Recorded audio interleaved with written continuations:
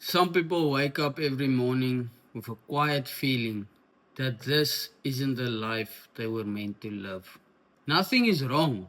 On paper, everything looks stable, predictable, and safe. But inside, there's a slow pressure building. A question that keeps returning. Is this it?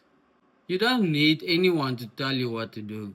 You already know the moments when your energy feels alive. You already notice the times when your mind drifts to something bigger.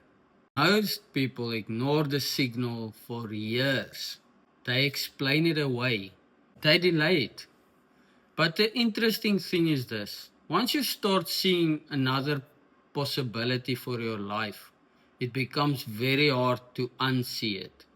And that's when you should take action. And when a person reaches that point, a small action begins to feel more natural than standing still. Sometimes change doesn't start with a big decision. It starts with a quiet internal shift that makes staying the same feel heavier than moving forward. Remember, it's all risky. Take the risk and see what happens.